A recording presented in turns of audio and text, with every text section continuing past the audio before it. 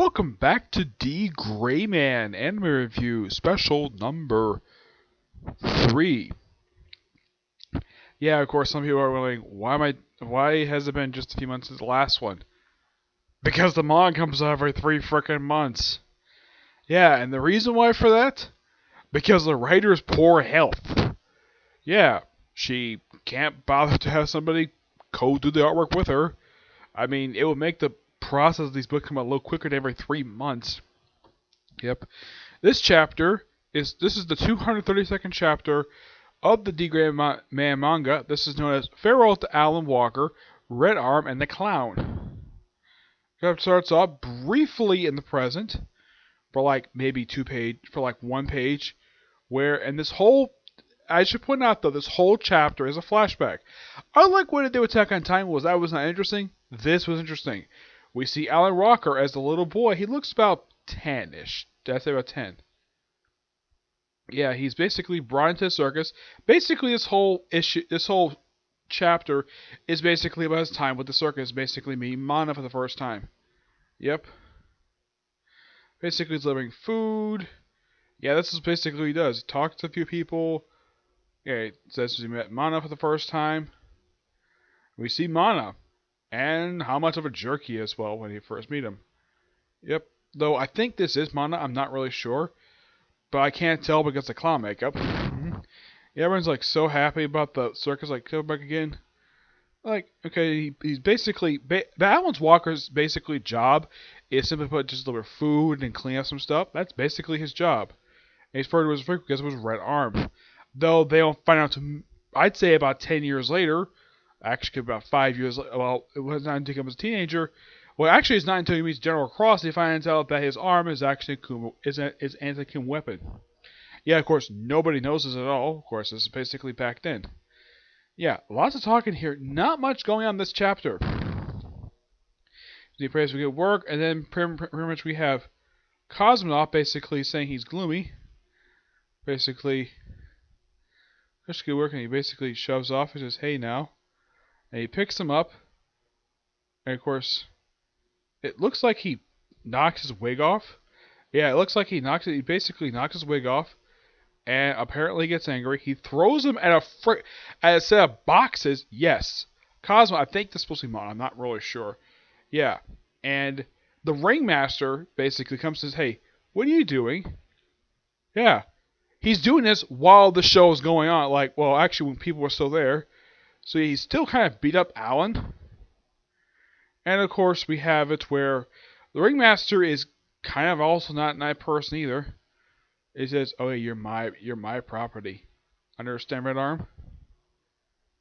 And apparently he rubs his finger across Alan's lips. I'm like, okay, what the heck is up with that? And the ringmaster just walks off.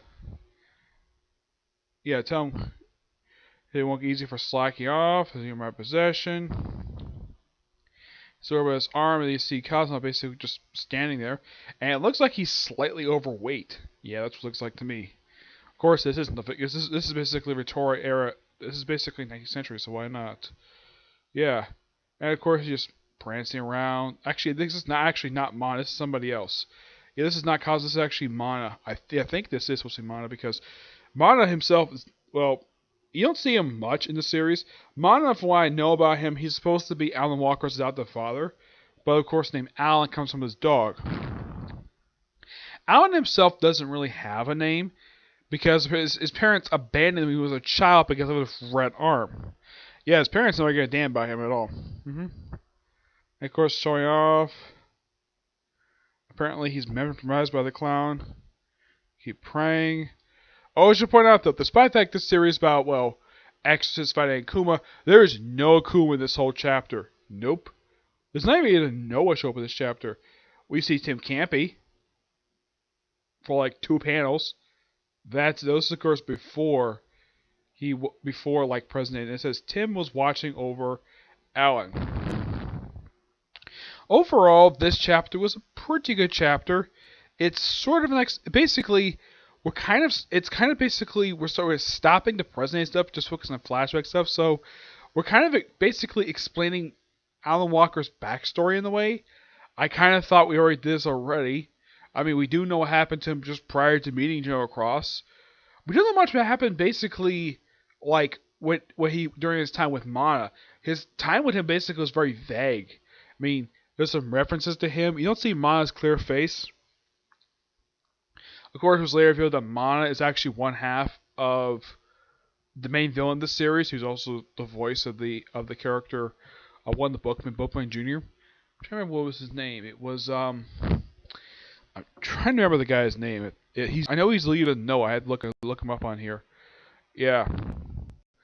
Oh, and by the way, the character himself has not appeared in like, oh my gosh, I think he's appeared maybe about in basically the Search for Holland Walker, which came just before this. I think he appeared maybe like 3 times. Yeah, he appeared he appeared a handful of times, but his role was basically reduced tremendously. He hasn't appeared in a long period of time. Oh, if you want to think of one character who's not appeared in a long period of time, I think she's been absent this entire time. In fact, there's been several major characters from D.Gray Man series who's been absent for like about 20 chapters. And those have been Lena Lee and Miranda Lambert. Yep, Miranda. Yeah, those two, as far as I can tell, were in fact, these two have basically been absent for like this entire arc. I mean, they basically been searching for Alan. They haven't done much with these two characters at all.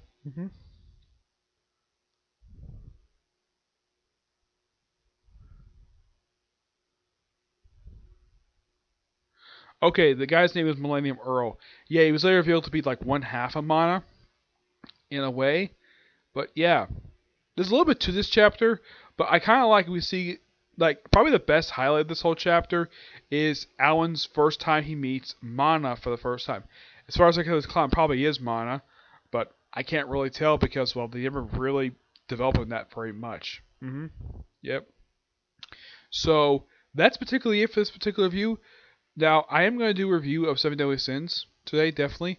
But before I do that, I'm going to bring back a series that I haven't done in over a year. At least about, I'd say 16 months. Because I'm busy doing other things. Yep.